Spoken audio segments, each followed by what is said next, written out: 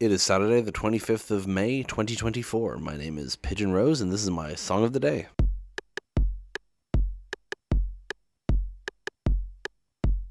There's certain bands that I've talked about on here that I kind of viewed as inevitable that you talk about. If you're going to do a show about music, and you're not focusing on one specific genre or one specific band or topic, if it's just a general show about music, there are certain acts that are so iconic that you're going to have to talk about them. You know, we had it with the Beach Boys and David Bowie and the Beatles so far, of course, and the Muppets.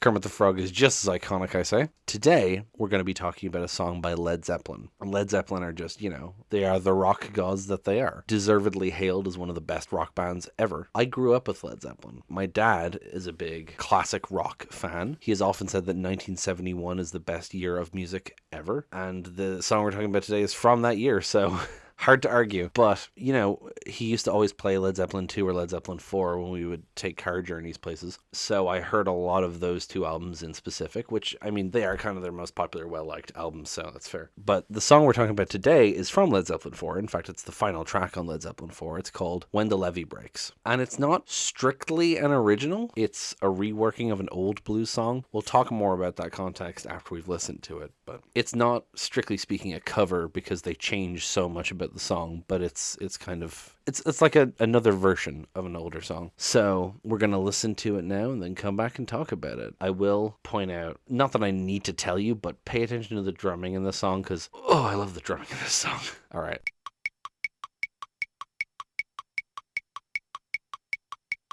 I keep sounding like a broken record talking about rock songs getting you pumped up, but that song, it's the drumming, really. There's just the pounding, driving force of the drumming, kind of similar to My Hero yesterday. It does something animalistic to me, It feels like stomping. It's so big and crashing. Okay, we're going to talk about the drums first because that's my favorite thing to talk about with this song. The drums sound huge and echoey, and the way that they did that was they were recording in this place called Headley Grange, and they had the drum kit at the bottom of the lobby, and then at the top of the stairwell they had two microphones and an echo machine, so it's all going echoing up the stairs and feeding into these machines, which is what gives it that massive, immense sound. The drum intro, the first few bars before the other instruments come in, is one of the most widely sampled drum beats ever, along with Funky Drummer and the Amen break. It's one of the most. I actually looked it up. There's a website called Who Sampled, which is great. You look up a song and it tells you who sampled it or what it samples from. It also tells you covers and stuff, but But according to this website, there are 253 songs that sample When the Levee Breaks, and all of them are the drums. But it's people from Beastie Boys, Beyonce, Dr. Dre, Bjork, Aphex Twin, Massive Attack, Eminem, Beastie Boys again, actually, Ice-T, J. Cole. Everyone has fucking sampled this song. Oh, what's that song called? Yeah, Battle Without Honor or Humanity. Samples this drum beat. I don't know what context. It's in Kill Bill. You'd recognize if you heard it. It's a very famous song. Anyway, so that's really interesting to me, and the main appeal of this song for me is the drums. As I've mentioned, I'm a drummer myself. I pay attention to drums in songs, and you can't not notice them in this song. They are huge. So that's one thing. Another thing is that it sounds kind of sludgy, kind of doomy, kind of slow and working its way.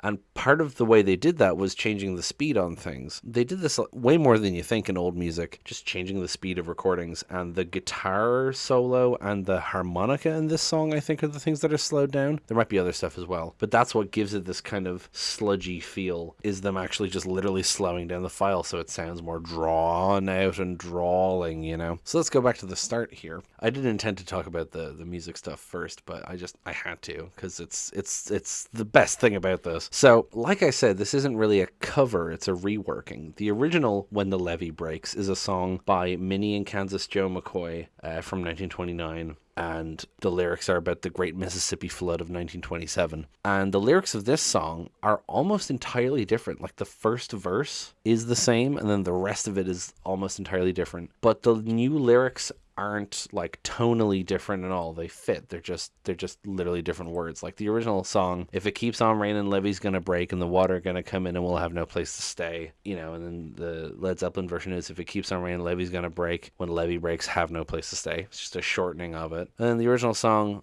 all last night I sat on the levee and moan, thinking about my baby and my happy home. Now look here, mama, what am I to do? I ain't got nobody to tell my troubles to. I work on the levee, mama, both night and day. I ain't got nobody to keep the water away. You know, this kind of thing. Whereas the Led Zeppelin version, mean old levee taught me to weep and moan. It's got what it takes to make a mountain man leave his home. Crying won't help you, praying won't do you no good. When the levee breaks, mama, you gotta move. Like, you know, it's similar but different literal words. There's also a bridge, and the whole breakdown section at the end is, oh, so good. Just everything kind of cascading and echoing on itself. Like, going down now. Oh, it's so good. I love this song.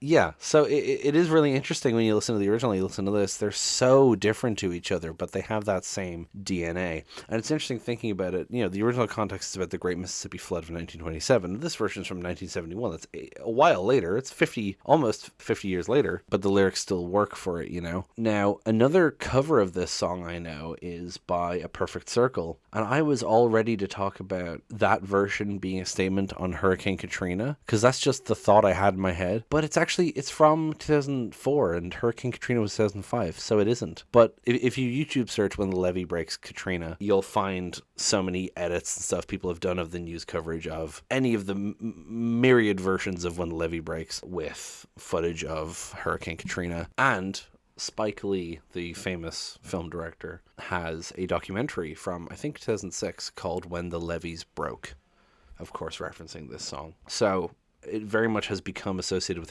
Hurricane Katrina these days. And I thought that Perfect Circle one was, but it wasn't. Because like that whole album of covers is supposed to be a political statement. It's all like anti-war songs and protest songs and stuff, like Imagine by John Lennon and What's Going On by Marvin Gaye. So I really thought it was, but apparently not. So that's interesting.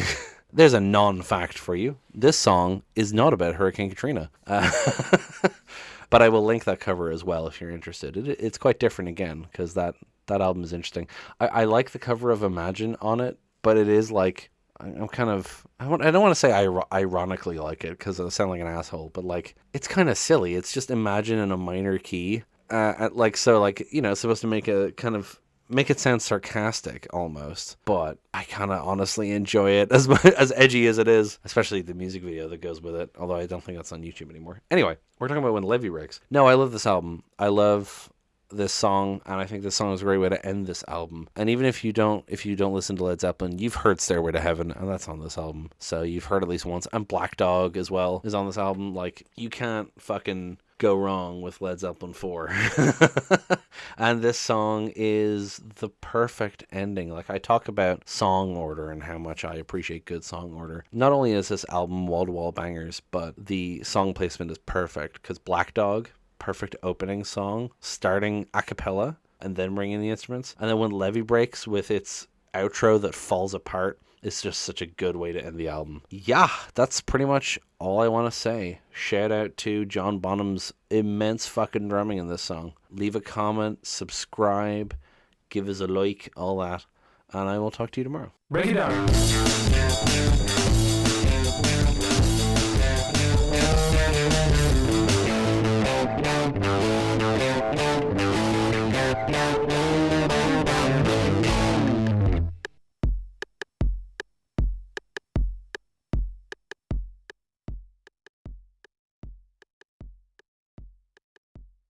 If it's just a general show about music, yes, I did just salute.